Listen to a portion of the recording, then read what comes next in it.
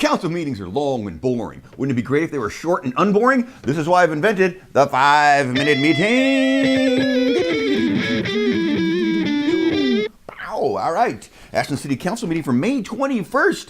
It started with a special award for the state Sparkie Award. Went to a fire person named Allison, and for all the great wildfire prevention work she's done. And then this guy goes, hey, thanks for doing all that work, and thanks for quitting. Apparently not thanks for quitting, but hey, congratulations on leaving. And so then there's a lot of applause, and this guy goes, hey, no applauding, by the way, just for her, and then no more applauding, and no more signs, and no more noise from the city audience. And then this guy wasn't there today, so since he wasn't, he said, hey, I want to know what's going on with this ordinance. We're going to talk about you don't have to give your name to the cops. So we're making an ordinance that says you do have to give your name to the cops. And we should delay it, please, for a meeting or two. And then they'll say, okay, we'll try and figure that out. And then the mayor, or this guy, says he couldn't quite figure out exactly how to do everything, because there were a bunch of people there at the meeting to talk about that, in the audience to talk about it. And so they figured it out for extra 30 minutes for public forum, so all these people could talk. And then the police chief came on talk, and he said, hey, I'm giving out my phone number right now, because nobody's asked me about any of this stuff. They're all just complaining on the social media. And then the police chief said, gave his use of force update. This is a yearly thing. He said there were 25 uses of force, 4 uses of the taser, 3 cops had minor injuries, and 6 people were banned from downtown for continuously drunken, bad thieving behavior. And downtown crime is about the same as it was last year. So this one said, she could say, hey, is crime moving somewhere else from downtown? And she said, maybe a little bit. We haven't really paid attention to any of that stuff or looked at the numbers. And then Wildfire Safety Commission guy came up, and he said, we applaud the fire department. We don't want overtime money taken from the fire department. We want drones to look at the transient camps with the fire department. We want some kind of earthquake protection stuff. We want the fire inspector, and if you don't get one, you could get sued. And we want a giant new fire truck in case there's an earthquake or mega fire attacked us. Then we need one of those. And by the way, paradise, of course. That fire could be us. As always, we are all about to come paradise. And the fire chief told him that he would quit and apply his salary to the budget if that would make things better. And then this one goes, hey, are you just making this stuff up, or is your whole commission all like this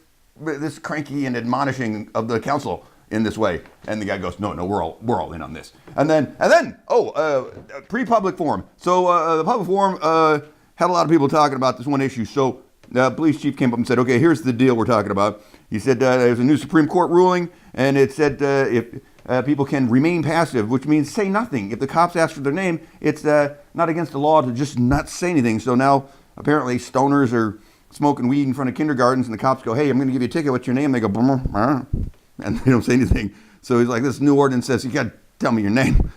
Show me some ID. And so then to go into the public forum, okay, first ponytail lady says, I want paper statements about food taxes. And then the piecemeal shelter helper guy said, we need more help, and thanks for the help that we have already gotten. And then the giant beard guy said he is against the cognitive bias of this ordinance, and the cops are biased. And a girl with glasses says she's against the ordinance, and this opens the door to discrimination. A girl in cap and glasses said she had signs because she had some kind of disability and is remaining silent.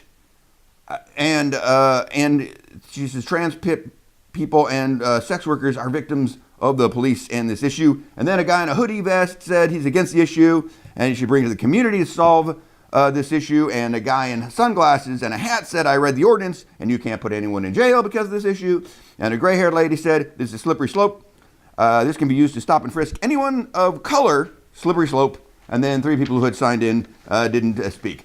End of public forum. And then, the consent agenda. We're approved. Who knows what's in it? Approved. And then the Housing and Human Services Commission giving out some social grant funds. And last year, I think they gave out $200,000 maybe. And then this guy goes, he says, hey, some people asked for money and they didn't get it. What happened? And they said, well, we didn't have enough money. And so this one said, hey, I'm recusing myself because I have a conflict. And then they said, you don't have to recuse yourself. And she goes, I unrecused myself, so apparently I don't have a conflict. And so instead of giving everyone the same amount of money to ask for money, they picked the top 5, and they all got a decent amount of money. And then use of drones to look for the illegal campers. Remember that wildfire guy thought that was a good idea? Well, surprise, fire chief guy is there, or wildfire guy, and he says, wildfires are a growing threat. And we have 2 walking patrols a week, but illegal campfires, there's a lot of them out there. Drones use infrared, and we can see something, and then boom, the cops and the police can show up, and the firefighters. And we spend $13,000 a year on these walking patrols. Let's spend that on 1 drone for a year. See what happens. Call it a pilot program. And so everyone's just like, oh, I don't know about that. And this guy says, how many fire staff are on this? And the fire guy goes, I'm not exactly certain exactly how many are going to be needed. And this one says, after this, you call the cops. You'll still call cops in addition to fire guys. And the fire guy says, yeah, cops told us we should be called. They should be called. And then there's a public speaker who just on this one issue, and he said, hey, the glasses and beard, and he said these drones are military surveillance of the poor, and most campers are just poor, and sending drones after them is just exacerbating the problem. And this one goes, he goes, hey, police chief, what do you cops think about this? And the chief said, oh, it's important. We think it's important. We're going to give it a we'll do what we can here. And this one said, I like the pilot program idea, but we should be nice to those hippie campers. And then this one agreed and said, hey, I'm agreeing with that. And then this guy goes, this one says, we need more information about the plans and costs and such. And this one said, I don't like that the cops are automatically called out. And this one goes, I think we can use that $13,000 to get some grants somehow. No one had mentioned how that was going to happen. He just kind of pulled that one out of his ear.